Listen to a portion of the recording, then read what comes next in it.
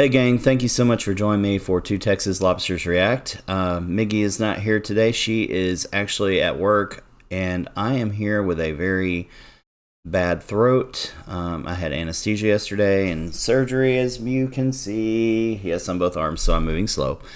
I did get some new audio equipment, so that is going to be great. Let me know how that works for you all. And today we are going to continue our Napoleon series, and this one is called Napoleon Smashes Prussia, Jena 1806. So let's get on into it. I know you've been waiting for this one. In December 1805, at the Battle of Austerlitz, Napoleon Bonaparte, Emperor of the French, won a crushing victory against the joint forces of Austria and Russia. Napoleon now dominated Europe, able to hand out spoils as he saw fit. In February 1806, he sent an army led by Marshal Massena to overthrow the King of Naples, who had dared to side with his enemies, and gave his throne to his own brother Joseph instead. Another brother, Louis, was made King of Holland. His German allies, Bavaria and Württemberg, were elevated to the status of kingdoms, while Napoleon made himself protector of the Confederation of the Rhine, a new alliance of German states that would contribute 60,000 troops to his army. In recognition of the new reality, Emperor Francis of Austria formally dissolved the Holy Roman Empire, founded by Charlemagne 1,000 years before, but now without influence or purpose. Wow. Austria had been humiliated. France remained at war with Britain, Sweden and Russia. But in the summer of 1806, all eyes were on Prussia.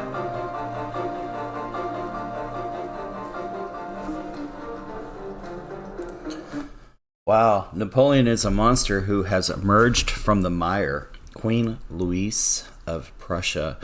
I guess you would think that if the crosshairs were on your country, wouldn't you? Some of the first propaganda. The Prussian king, Frederick William III, regarded Napoleon with deep mistrust, and had been about to join the coalition against him when news arrived of its disastrous defeat at Austerlitz.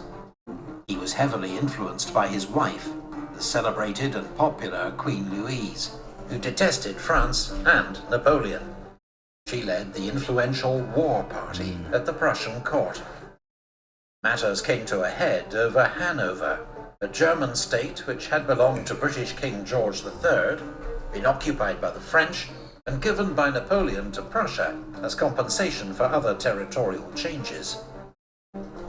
Now the Prussians learned that Napoleon had secretly offered to give Hanover back to Britain in exchange for peace. Frederick's advisors now persuaded him that war was the only honourable course.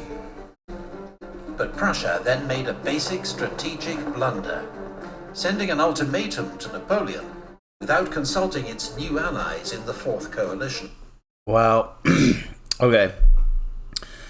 So after watching enough of these, I have learned that the downfall comes when you don't let your partners know what you're going to do, or when you advance the line without orders, which happens a lot, it seems, in those wars.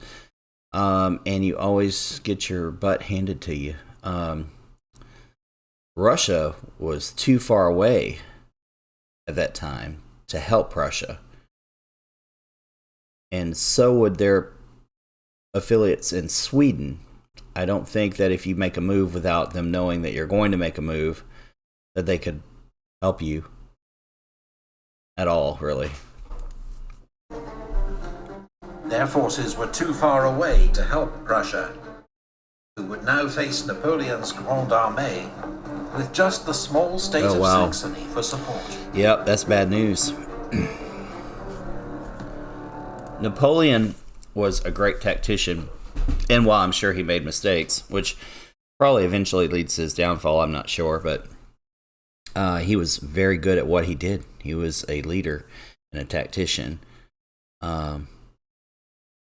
But Prussia also, as I recall, was a great fighting country, who was legendary as far as I remember in their fighting skill.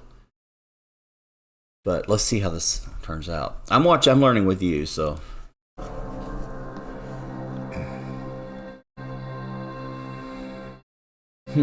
Yeah. In 1806, the Prussian army had a fearsome reputation that dated back 50 years to the reign of Frederick the Great.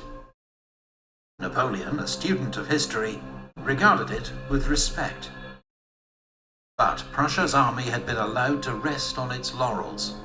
Its generals were old, its staff work hindered by bureaucracy and personal rivalries, its movements ponderous and predictable. Prussian soldiers, however, could be relied on to fight with pride and determination, while Prussian cavalry was regarded as amongst the best in Europe.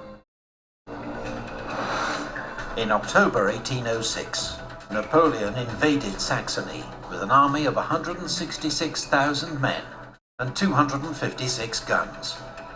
God, man, that's a lot of people. Advancing in 3 columns, the French crossed the mountain forests of the Thüringer Wald, along roads carefully reconnoitred by scouts and spies. Napoleon intended to threaten Leipzig and force a decisive battle with the Prussian army, which he believed was near Gera. The Prussians were, in fact, further west, concentrating near Erfurt, on the west bank of the river Saale.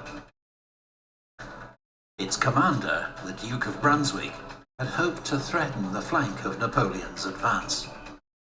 Smart move. But wrong-footed by the speed of the French, he now ordered a retreat north to find a new defensive line. On the 10th of October, at Saalfeld, Marshal Lannes' 5 Corps clashed with a Prussian advance guard, commanded by Prince Louis Frederick, the king's cousin. The Prussian force was routed, and Prince Louis himself killed in combat with a quartermaster of the French 10th Hussars.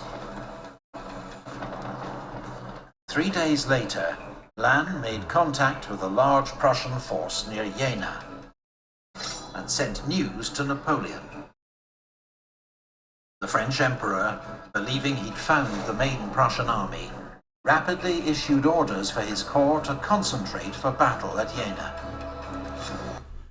It seems like, to me, just looking at the picture, that the French to the east here and most of Prussia to the west, but you have this one party up north that could close in and do some damage to the French. I'm learning with you guys, but it looks like maybe Napoleon's not in the best position here. Bernadotte's 1 Corps and Davout's 3 Corps were to cross the Saale and fall on the Prussian flank from the north. They're going to get outflanked, I bet you. But Napoleon was wrong.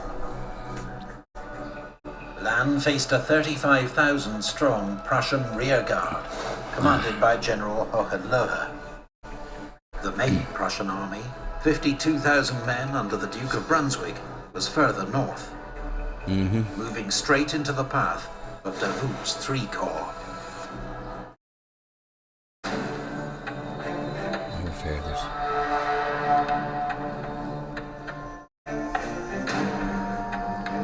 The Battle of Jena began at 6:30 a.m. on the 14th of October in thick fog.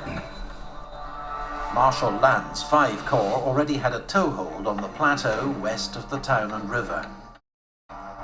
His first task was to drive back the Prussians and win room for the rest of the French army, arriving by the hour to deploy. His infantry led the way, and fierce fighting broke out for the villages of Cospeda, Krosewitz, and Lützeroda. Meanwhile, Augereau's 7 Corps advanced through a ravine, emerging onto the plateau on Lannes' left flank, while Soult's 4 Corps climbed steep tracks to form on his right,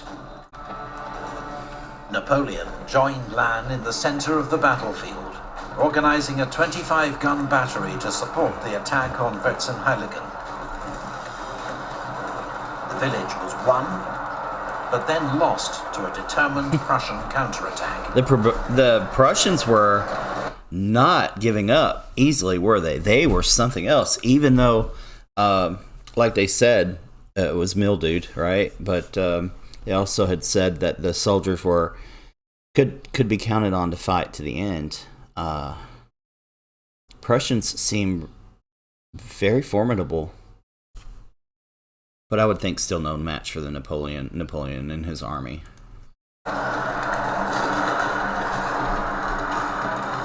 On the right, around 10 a.m., Soult's infantry secured Clausewitz, but was counterattacked on its right flank near Rödigen.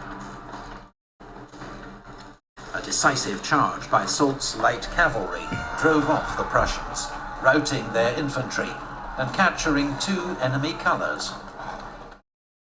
As 6 Corps began to arrive on the plateau, its fearless but impetuous commander, Marshal Ney, ignored orders and dived into the fighting around Vierzehnheiligen, becoming briefly cut off by a Prussian counterattack and having to be rescued by Guard cavalry.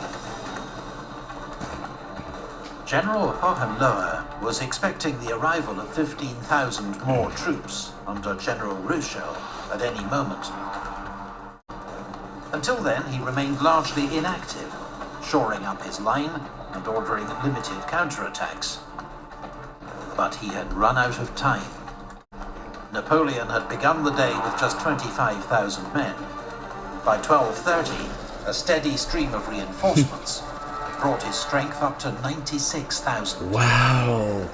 Holy smokes. Man, that's a lot of people. Wow, I just can't imagine. I'm trying to put that number in my head and just imagine how many people that is on one side. The Imperial Guard, one young soldier, eager to be sent into action, called out, "Forward!" Napoleon stopped and demanded to know who had spoken, then rebuked the soldier as a beardless youth who ought not to offer advice until he too had commanded in 30 battles. But the moment had arrived. Although the Guard, to its frustration, remained in reserve, the other French corps were ordered forward in a general attack. The Prussian army began to give ground. At first it kept its discipline, but then disintegrated into a general rout. Murat's cavalry were launched in pursuit, riding down and sabring hundreds of fleeing Prussians. General Ruchel's 2 divisions finally arrived at the worst possible moment. They briefly held up 5 Corps' advance, but were soon outflanked, broken up by cannon fire, and charged down by French cuirassiers. How horrible.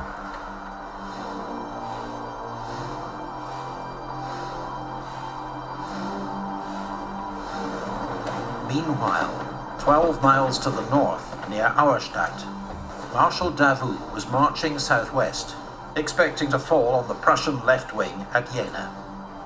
Instead, he encountered the Duke of Brunswick's main Prussian army, heading north to take up new positions. Davout's 3 Corps, 27,000 men and 48 guns, was about to face odds of 2 to 1. Wow. While Bernadotte's 1 Corps, which had orders to support Davout, was nowhere to be seen. Davout, nicknamed the Iron Marshal, showed no signs of alarm. He formed his 1st Division into a defensive line centered on the village of Hassenhausen, his infantry forming squares to repel a series of cavalry charges by General Blücher's advance guard. They knew they were in trouble. They knew it. His other 2 infantry divisions arrived to strengthen the line, standing firm in the face of repeated Prussian attacks. But Prussian movements were slow and poorly coordinated, nor did they use their numerical advantage to try and outflank Davout. At a crucial moment, the Duke of Brunswick was shot through the eyes, Ooh. a wound that proved fatal. Ugh. King Frederick William himself took command.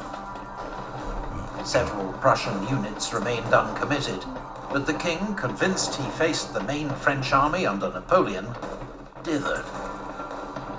Around 12:15, Marshal Davout counterattacked. The Prussian army turned and fled. Davout had won a stunning victory against the odds, but at a heavy price. His corps suffered 25% casualties, 1 man in 4 killed or wounded, while inflicting twice as many losses on the Prussians.